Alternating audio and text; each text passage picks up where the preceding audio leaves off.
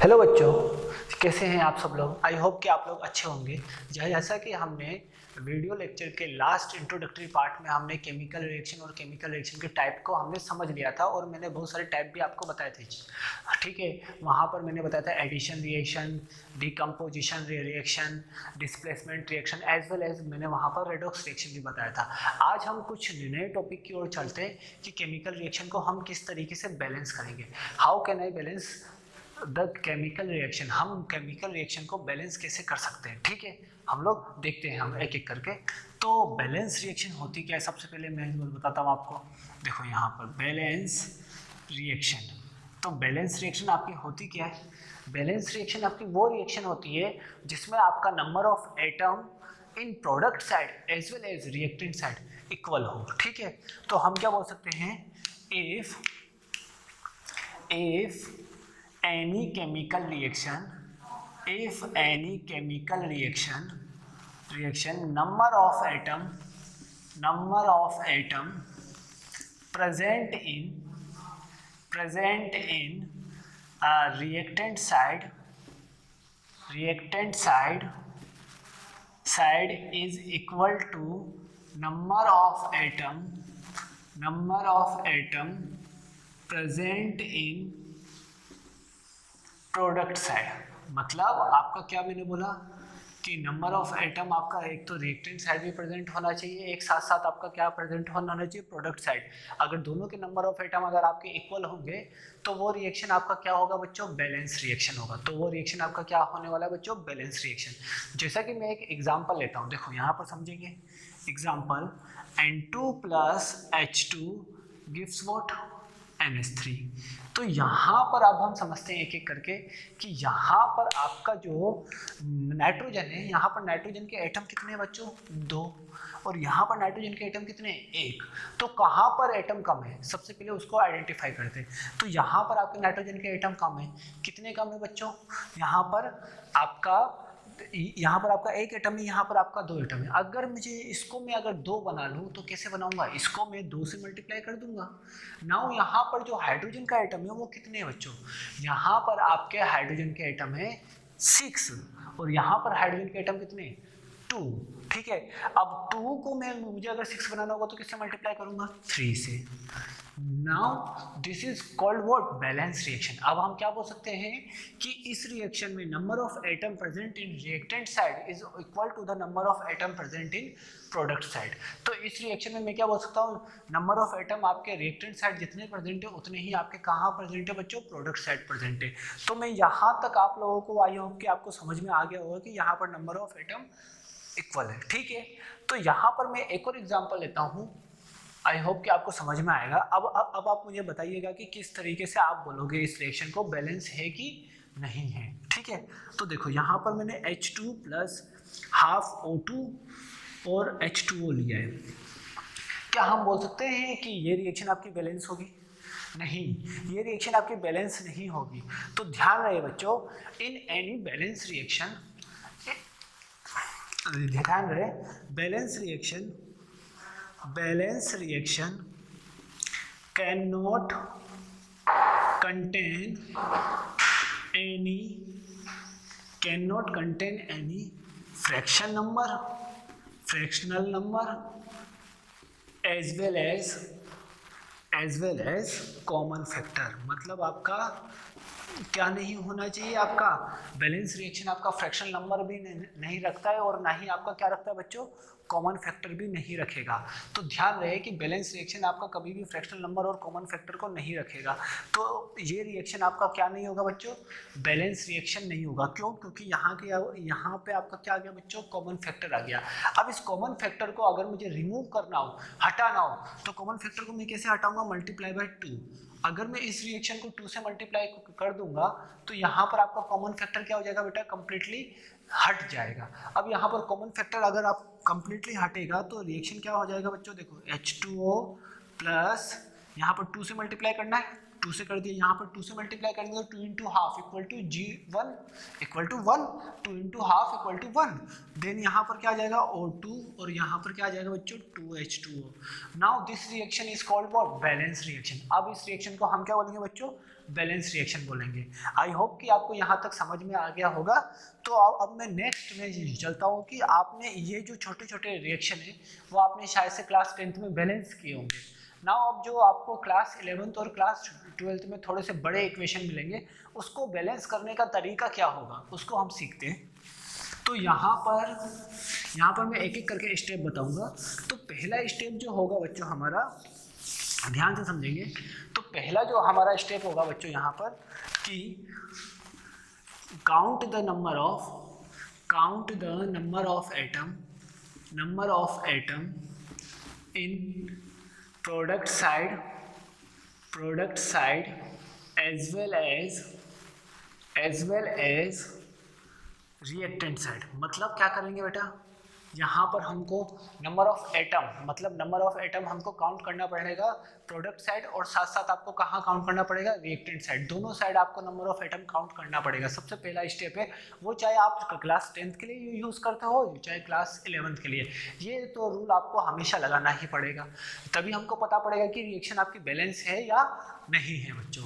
I hope कि आपको अब समझ में आ रहा होगा। तो अब हम समझते हैं सेकेंड रिएक्शन।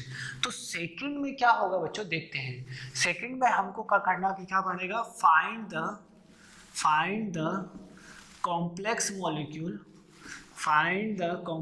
मॉलिक्यूल इन केमिकल इक्वेशन। मतलब केमिकल इक्वेशन में हमको क्या फाइंड करना पड़ेगा, कॉम्प्लेक्स मॉलिक्यूल। तो हम सेकंड पार्ट में क्या समझेंगे कि कॉम्प्लेक्स मॉलिक्यूल को हमको फाइंड करना पड़ेगा। अब हम कॉम्प्लेक्स मॉलिक्यूल बोलेंगे किसे, जहां पर आपका नंबर ऑफ एटम सबसे ज्यादा होगा उस मॉलिक्यूल को हम क्या बोलेंगे बच्चों, कॉम्प्लेक्स मॉलिक्यूल। उस मॉलिक्यूल को हम क्या बोल सकते हैं बच्चों, कॉम्प्लेक्स मॉलिक्यूल।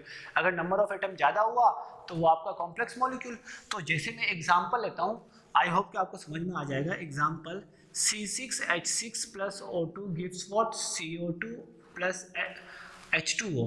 ठीक है, this is one example, one chemical reaction. Other मैं आपको लिखवाता हूँ, CA3PO4 whole twice SiO2 plus carbon gives CaSiO3 POP4 और यहाँ पर कार्बन मोनोऑक्साइड। आई होप कि आपको अब समझ में आ रहा होगा कि इसका मैंने आपको वो नोमेनक्लेचर करना बताया था, नेमिंग करना। इसका नेमिंग क्या होगा बच्चों, कैल्शियम फॉस्फेट, क्योंकि PO4 3 माइनस है। क्या है बच्चों, यहाँ पर PO4 है। अब यहाँ पर PO4 है तो इसका नाम क्या होगा, फॉस्फेट। हम अगर ज़्यादा नंबर ऑफ ऑक्सीजन होते हैं तो वहाँ क्या लगाते हैं, 8 लगाते हैं, ऐसा मैंने आपको बताया था। तो इसका नाम क्या होगा, कैल्शियम फॉस्फेट। तो यहाँ पर हम फाइंड आउट करते हैं कि यहाँ पर दो आपके कॉम्प्लेक्स मॉलिक्यूल है, एक आपका ये है और एक आपका ये है। ठीक है, यहाँ पर दो आपके क्या है बच्चों, कॉम्प्लेक्स मॉलिक्यूल है। अब देखो यहीं पर आपके नंबर ऑफ एटम भी क्या है, सबसे ज्यादा। तो हमारा जो स्टेप होता है, अगला स्टेप, बैलेंस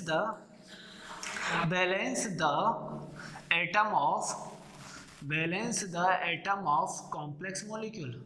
मतलब कॉम्प्लेक्स मॉलिक्यूल के एटम को हमको क्या करना होता है बच्चों, यहाँ पर बैलेंस करना होता है। अब देखिए कॉम्प्लेक्स मॉलिक्यूल के एटम को हम बैलेंस किस तरीके से करेंगे वो हम देखते हैं अभी।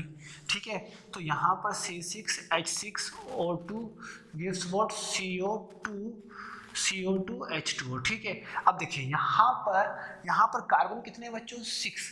यहाँ पर कितने कार्बन है, 6 है। कॉम्प्लेक्स मॉलिक्यूल के एटम में कितने कार्बन है बच्चों, यहाँ पर 6 कार्बन प्रेजेंट है। और अगर मैं देखूँ तो यहाँ पर नंबर ऑफ कार्बन कितने हैं बच्चों, सिंगल कार्बन प्रेजेंट है। तो सबसे पहले मैं कॉम्प्लेक्स मॉलिक्यूल के एटम को हमको क्या कर लेना चाहिए बच्चों, हमेशा बैलेंस। तो इसको मैं बैलेंस करूंगा तो यहाँ पर कितना आ जाएगा बच्चों, 6। आई होप कि आपको अब समझ में आ गया होगा, यहाँ पर 6 होगा। ठीक है, ठीक। अगले रिएक्शन के लिए हम समझते हैं साथ में कि CA3PO4 होल ट्वाइस SiO2 यहाँ कार्बन, नेक्स्ट यहाँ पर CaSiO3 P4 और यहाँ पर CO। नाउ अब हम समझते हैं कि अगला जो रिएक्शन है उसमें कॉम्प्लेक्स मॉलिक्यूल ये था। अब कॉम्प्लेक्स मॉलिक्यूल के एटम को हमको क्या करना पड़ेगा बच्चों, बैलेंस करना पड़ेगा। अब कॉम्प्लेक्स मॉलिक्यूल के एटम को हम बैलेंस किस तरीके से करेंगे बच्चों, समझते हैं। अब देखो इसके एटम को हमको बैलेंस करने के लिए हमको क्या करना पड़ेगा, यहाँ पर कैल्शियम कितने, 3 कैल्शियम है और यहाँ पर कितने कैल्शियम है, सिंगल कैल्शियम प्रेजेंट है। तो यहाँ पर हम इसको किससे मल्टीप्लाई कर देंगे, 3 से मल्टीप्लाई कर देंगे। नाउ अब देखो यहाँ पर जो कॉम्प्लेक्स मॉलिक्यूल है उसके एटम आपके कंप्लीटली बैलेंस हो चुके हैं, उसके एटम आपके कंप्लीटली क्या हो चुके हैं बच्चों, बैलेंस हो चुके हैं। नाउ हम अगले स्टेप पे मूव करते हैं। तो अगला स्टेप हमारा क्या होगा बच्चों, ध्यान से समझते हैं। अगला स्टेप हमारा होगा यहाँ पर कि second third step, balance those atoms which is present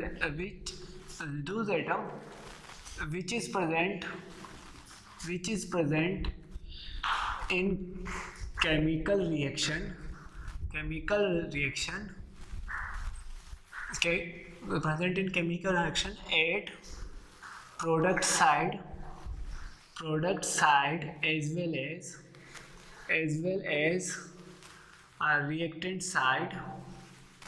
reactant side only single time। मतलब आपका रिएक्टेंट साइड और प्रोडक्ट साइड दोनों साइड आपका एक सिंगल टाइम प्रेजेंट हो, उसी रिएक्शन को हम क्या करेंगे, अब उसी एटम को हमको बैलेंस करना पड़ेगा। जैसे इस टाइप के एटम को हम आइडेंटिफाई कैसे करेंगे बच्चों, देखते हैं। इस टाइप के एटम को हम आइडेंटिफाई किस तरीके से करेंगे मैं आपको बताता हूँ, देखते हैं। देखो यहाँ पर अगर मेरे पास यहाँ पर जैसा कि मैंने लिखा था C6H6O2 gives 6CO2 then after H2O, ठीक है। नाउ अगला CA3PO4 whole twice SiO2 gives carbon, now CaSiO3, ठीक है। यहाँ पर आ जाएगा बच्चों आपका P4 और यहाँ पर CO। अब इसको मैंने 6 कर दिया था, इसको मैंने 3 कर दिया था। अब हम देखेंगे कि कहाँ कौन सा एटम आपका सिंगल टाइम प्रेजेंट है। तो यहाँ पर आपका हाइड्रोजन एटम रिएक्टेंट साइड केवल इसके पास प्रेजेंट है, ठीक है। आई होप कि आपको समझ में आ रहा होगा। यहाँ पर हाइड्रोजन एटम रिएक्टेंट साइड केवल इसके पास प्रेजेंट है और यहाँ पर प्रोडक्ट साइड आपका हाइड्रोजन एटम केवल यहाँ प्रेजेंट है। यहाँ पर हाइड्रोजन एटम इस तरफ प्रेजेंट है और यहाँ पर हाइड्रोजन एटम आपका इस तरफ प्रेजेंट है। मतलब रिएक्टेंट और प्रोडक्ट साइड दोनों साइड आपका सिंगल टाइम प्रेजेंट है। यहाँ अगर मैं देखो इस तरफ आपका C6H6 के पास है और इस तरफ मैं अगर देखूँ तो H2O के पास है, तो दोनों तरफ सिंगल टाइम प्रेजेंट है। तो मैं क्या बोल सकता हूँ, इस रिएक्शन इसको आप बैलेंस करेंगे। यहाँ पर कितने हाइड्रोजन एटम है बच्चों, यहाँ पर 6 हाइड्रोजन एटम है। अब इसको मुझे 6 करने के लिए क्या करना पड़ेगा बच्चों, we have to multiply by 3। हमको 3 से मल्टीप्लाई करना पड़ेगा। We will have to multiply by 3, हमको 3 से मल्टीप्लाई करना पड़ेगा। देन आफ्टर हम अब आगे बढ़ते हैं तो यहाँ पर फॉस्फोरस भी एक है, कार्बन भी एक है। लेकिन इसके बारे में मैं आपको बाद में बताऊंगा कि इस टाइप के रिएक्शन को हम किस तरीके से बैलेंस करेंगे। नाउ पहले तो हम इसको समझते हैं कि इसको कैसे करेंगे। तो यहाँ पर सिलिका भी एक बार है, यहाँ पर सिलिका भी एक बार है। तो सिलिका यहाँ पर कितनी बार है बच्चों, सिलिकन यहाँ पर कितनी बार है, यहाँ पर सिलिकॉन एटम आपके 3 टाइम्स है। यहाँ पर 3 आपके सिलिकॉन एटम है, देखो 1 और ये आपका 3। तो कितने हैं बच्चों, यहाँ पर 3 सिलिकॉन एटम है। तो यहाँ पर इसको 3 करने के लिए इसको मैं 3 से मल्टीप्लाई कर दूंगा, ठीक है। अभी मैं P4 और कार्बन को नहीं देखूंगा, इसका हमको फाइनली देखना है, ठीक है। देन आफ्टर अगला स्टेप आपका क्या होता है बच्चों, अगला स्टेप क्या होता है, finally we have to balance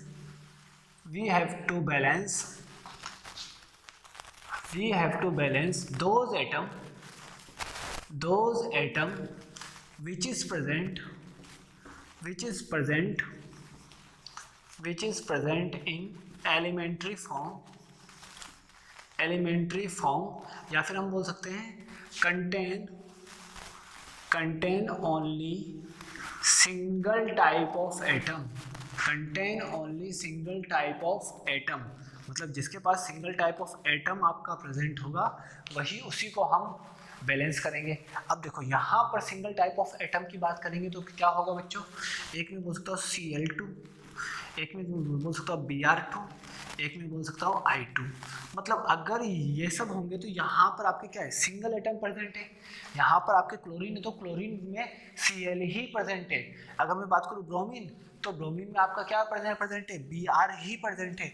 और अगर मैं बोलूँ यहाँ पर I2 तो I2 में केवल और केवल आपका क्या प्रेजेंट है बच्चों, यहाँ पर I ही प्रेजेंट है। तो यहाँ पर हमने इस तरीके से रिएक्शन को मैंने क्या किया बच्चों, बैलेंस किया हुआ है। आई होप कि आपको अब समझ में आ रहा होगा कि रिएक्शन को किस तरीके से हमने बैलेंस करेंगे। या फिर इसकी जगह आपका O2 भी हो सकता है, इसकी जगह आपका C भी हो सकता है, इसकी जगह आपका P4 भी हो सकता है। इस टाइप के एटम को हमको सबसे लास्ट में बैलेंस करना है। इस टाइप के जो एटम अगर आपके किसी केमिकल रिएक्शन में प्रेजेंट होंगे तो इस टाइप के एटम को हमको सबसे लास्ट में ही बैलेंस करना है, हमको इनिशियली बैलेंस नहीं करना है बच्चों। आई होप कि आपको अब समझ में आ रहा होगा।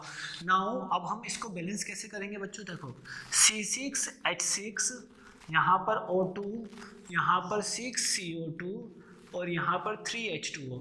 नाउ अब हम मुझको किसको बैलेंस करना है, जैसे कि मैंने फाइनल स्टेप में बताया O2 को बैलेंस करना है। अब O2 को बैलेंस में किस तरीके से करूँगा बच्चों बताओ। अब देखो O2 को बैलेंस करने के लिए यहाँ पर कितने ऑक्सीजन, 2 ऑक्सीजन एटम, यहाँ पर कितने, यहाँ पर कितने हैं देखो, यहाँ पर 6 और यहाँ पर 12, ठीक है, और यहाँ पर 3। Total number of oxygen atom कितने हो गए बच्चों, यहाँ पर 15 और यहाँ पर 2। अब 2 को मुझे 15 बनाने के लिए क्या मैं 15/2 से मल्टीप्लाई कर दूँ। अगर मैं 15/2 से मल्टीप्लाई कर दूंगा तो ये आपका क्या बन जाएगा बच्चों, टोटल आपका कितना हो जाएगा बच्चों, यहाँ पर ये आपका हो जाएगा 15, ठीक है, ये आपका कितना हो जाएगा बच्चों, 15 हो जाएगा। नाउ अब मैंने आपको बोला था कि फ्रैक्शनल पार्ट आपका कभी भी बैलेंस रिएक्शन में यूज नहीं होता है। तो बैलेंस रिएक्शन में फ्रैक्शनल पार्ट नहीं होता है तो इसको हम किससे मल्टीप्लाई कर देंगे, 2 से। क्यों, क्योंकि नीचे क्या आ रहा है बच्चों, यहाँ पर 2 आ रहा है, तो अगर मैं 2 से मल्टीप्लाई कर दूंगा तो नाउ ये रिएक्शन आपकी बैलेंस आपकी हो जाएगी, ठीक है। तो अगर मैं 2 से मल्टीप्लाई कर दिया तो यहाँ पर क्या आ जाएगा, 2C6H6, यहाँ पर क्या आ जाएगा 15O2, नाउ आगे 12CO2 और यहाँ पर 6H2O। अब हम देख लेते हैं एक बार कि क्या ये रिएक्शन बैलेंस हुई है या नहीं हुई है, तो देख लेते हैं। तो यहाँ पर आपके 12 कार्बन, यहाँ पर आपके 12 कार्बन, यहाँ पर आपके 30 ऑक्सीजन और यहाँ पर आपके 6 ऑक्सीजन यहाँ पर और यहाँ पर 24 ऑक्सीजन। टोटल नंबर ऑफ कितने ऑक्सीजन हो गए बच्चों, यहाँ पर 30 ऑक्सीजन हो गए। Now this reaction will be what, balance reaction. अब ये रिएक्शन आपकी कौन सी रिएक्शन हो गई बच्चों, बैलेंस रिएक्शन हो चुकी है। आई होप कि आपको अब समझ में आ रहा होगा कि किस तरीके से रिएक्शन को हमको बैलेंस करना होता है, ठीक है। नाउ अब हम नेक्स्ट रिएक्शन को बैलेंस करते हुए आगे बढ़ते हैं कि इसी रिएक्शन को हमको बैलेंस करते हैं। यहाँ पर देखो मैं अभी रिएक्शन को रब नहीं करूंगा, अभी इसी रिएक्शन को हमको क्या करना है बच्चों, बैलेंस करना है। तो कैसे करेंगे बच्चों, देखते हैं। यहाँ पर धीरे से आराम से समझेंगे। यहाँ पर एक तो कार्बन है, एक आपका फॉस्फोरस है, ठीक है, एक आपका कार्बन है, एक आपका फॉस्फोरस है और यहाँ पर एक ऑक्सीजन एटम भी आपका बैलेंस करना बच गया है। यहाँ पर एक आपका क्या बच गया बच्चों, ऑक्सीजन एटम को भी बैलेंस करना आपका बच गया है। अब सबसे पहले हमको क्या करना पड़ेगा, ऑक्सीजन एटम को बैलेंस करना पड़ेगा। तो ऑक्सीजन एटम एक ये है, एक ये है और एक ये है और एक यहाँ है। तो ऑक्सीजन एटम को बैलेंस करने के लिए हम सबसे पहले रिएक्टेंट साइड और प्रोडक्ट साइड के ऑक्सीजन एटम को हम लोग काउंट कर लेंगे बच्चों, ठीक है। तो यहाँ पर देखो, यहाँ पर कितने हैं, 8 ऑक्सीजन एटम है और यहाँ पर कितने बच्चों, 6 ऑक्सीजन एटम है। यहाँ पर 8 ऑक्सीजन एटम है बच्चों और यहाँ पर 6 ऑक्सीजन एटम है और यहाँ पर 9 है, यहाँ पर 8 है, यहाँ पर 6 है। तो total number of oxygen atom in reactant side will be what, 8। और अगर मैं बोलना चाहूँ कि total number of oxygen atom present in product side 6 + 1 7। अब देखो इसको तो मैं कुछ नहीं कर सकता, यहाँ पर मैं ऑक्सीजन एटम को बढ़ा नहीं सकता। अगर मैं इस रिएक्शन को यहाँ पर अगर मैं 5 से मल्टीप्लाई कर दूँ, किससे मल्टीप्लाई कर दूँ बच्चों, अगर मैं इस रिएक्शन में 5 से मल्टीप्लाई कर दूँ तो क्या मैं इस रिएक्शन को बैलेंस कर सकता हूँ। हाँ देखो यहाँ पर, अब देखो यहाँ पर 5 और यहाँ पर 9, total number of oxygen present in product side will be what, 14, and total number of oxygen atom present in reactant side will be what, equal to 14. now अब आपका ये रिएक्शन आपका क्या हो चुका है बच्चों, बैलेंस हो चुका है। अब ये आपका ये वाला रिएक्शन आपका क्या हो चुका है, कंप्लीटली बैलेंस हो चुका है, ठीक है। अभी अब हम फाइनल स्टेप जो मैंने बताया था उसी के हिसाब से चलेंगे बच्चों आगे। देखो फाइनल स्टेप में हमको किस तरीके से बैलेंस करना है, जो आपके एटम अपने एलिमेंट्री फॉर्म में है, देन आफ्टर अब हमको उसी को बैलेंस करना है। तो यहाँ पर फॉस्फोरस है, यहाँ पर कार्बन है। अब देखो कार्बन है तो यहाँ पर 5 कार्बन है, यहाँ पर कितने कार्बन है बच्चों, 5 कार्बन है। तो इस 5 कार्बन को बैलेंस करने के लिए यहाँ पर मैं क्या लगा दूंगा, यहाँ पर मैंने कर दिया इसको 5। नाउ आपका कार्बन बैलेंस हो चुका है। नाउ अब क्या बचा है, फॉस्फोरस।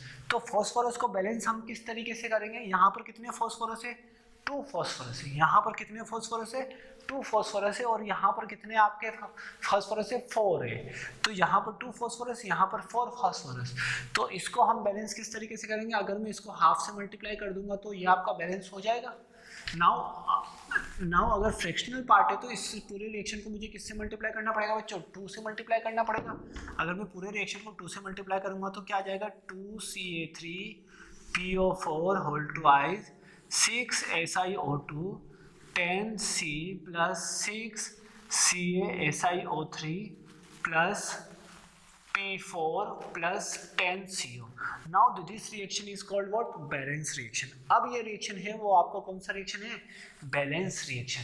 अब जो ऐसा रिएक्शन होगा वो आपका कैसा रिएक्शन होगा बच्चों, बैलेंस रिएक्शन। आई होप कि आपको अब समझ में आ गया होगा कि किस तरीके से रिएक्शन को हमको बैलेंस करना है। ठीक है, एक तो आपको मैंने ये वाला मेथड बताया। हम एक और मेथड का यूज़ कर सकते हैं, प्रिंसिपल ऑफ एटम कंजर्वेशन करके। प्रिंसिपल ऑफ एटम कंजर्वेशन करके हम एक और मेथड का यूज़ करते हैं। तो आज हम उस मेथड का केवल और केवल एग्जांपल देखेंगे। नेक्स्ट लेक्चर में हम कुछ बहुत सारे मेथड से हम एग्जाम्पल को सॉल्व करेंगे, बहुत सारे रिएक्शन को सॉल्व करना स्टार्ट करेंगे। ठीक है, आई होप कि आपको अब समझ में आ रहा होगा। तो नेक्स्ट आपका एग्जाम्पल है, नेक्स्ट मेथड है बच्चों। मैं अब आपको मैथमेटिकल मेथड से बताता हूँ कि किस तरीके से आपको रिएक्शन को बैलेंस करना है। ठीक है, तो ध्यान से समझेंगे किस तरीके से आपको रिएक्शन को बैलेंस करना है, वो मैं आपको मैथमेटिकल फॉर्मूले से बताता हूँ। देखो इसी रिएक्शन को हमने अभी बैलेंस किया था। नाउ अब हम इसी रिएक्शन को फिर से बैलेंस करेंगे। ठीक है, यूजिंग सेकंड मेथड सेकंड से हम किस तरीके से बैलेंस करेंगे इस रिएक्शन को अब हम समझेंगे। ठीक है, तो सबसे पहले मैं क्या करूँगा बच्चों, इस रिएक्शन में कार्बन है। ठीक है, एक कार्बन एटम है, एक हाइड्रोजन एटम है, एक ऑक्सीजन एटम है और एक यहाँ पर 3 एटम है, कार्बन हाइड्रोजन एंड ऑक्सीजन। तो मैं 3 तरीके के वेरिएबल लूँगा। तो मैं क्या लूँगा, 3 टाइप के वेरिएबल। अब मैं कार्बन के लिए वेरिएबल लूँगा A, और हाइड्रोजन के लिए वेरिएबल लूँगा B, और ऑक्सीजन के लिए वेरिएबल लूँगा C। तो मैं यहाँ पर क्या बोल सकता हूँ, कार्बन के लिए एक तो कार्बन यहाँ प्रेजेंट है तो क्या बोल सकता हूँ 6A, मतलब 6 कार्बन इक्वल टू यहाँ पर कितने कार्बन प्रेजेंट है, 1 कार्बन प्रेजेंट है। तो मैं किसके इक्वल लिख सकता हूँ, यहाँ पर 1।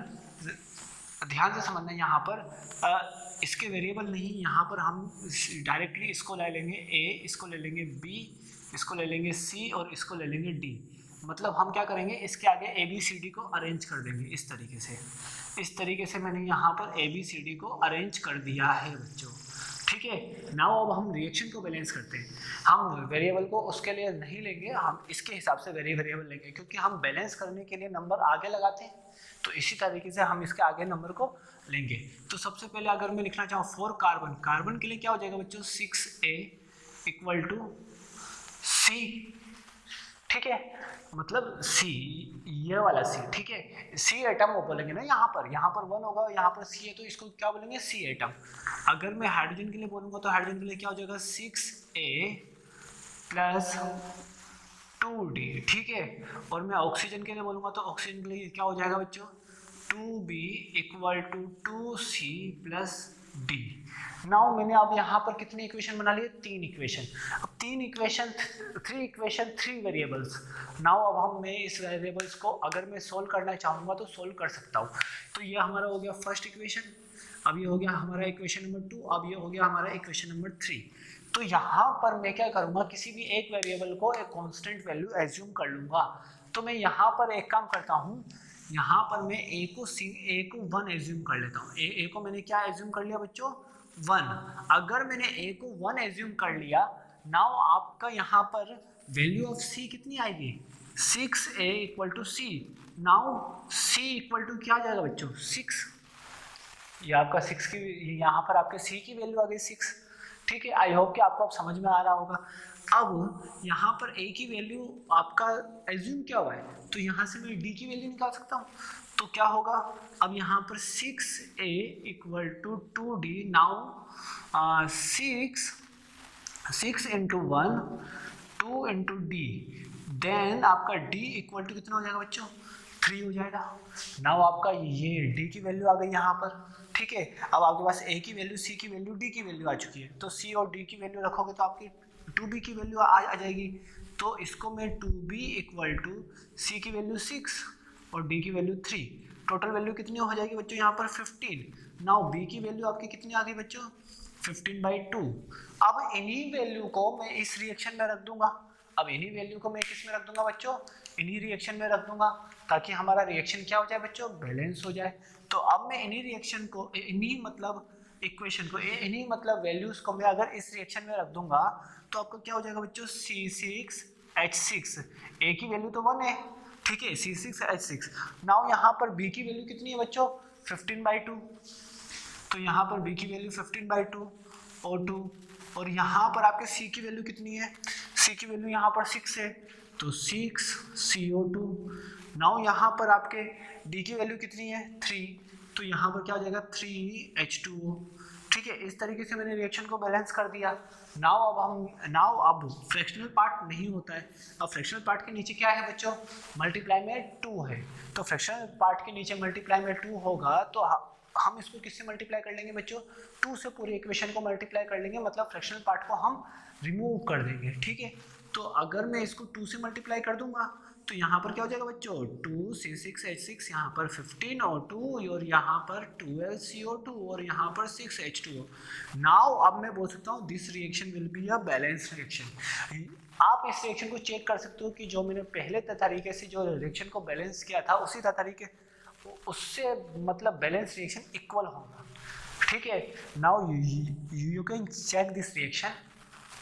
ठीक है, अब इस तरीके से भी हम रिएक्शन को बैलेंस कर सकते हैं। तो इस तरीके से आपको दोनों बैलेंसिंग मेथड को एक बार अच्छे से समझ जाइए, देन आफ्टर हम नेक्स्ट लेक्चर में और भी एग्जाम्पल को हम लोग करेंगे। ठीक है, आई होप कि आपको ये अच्छे से समझ में आया होगा। So thank you so much.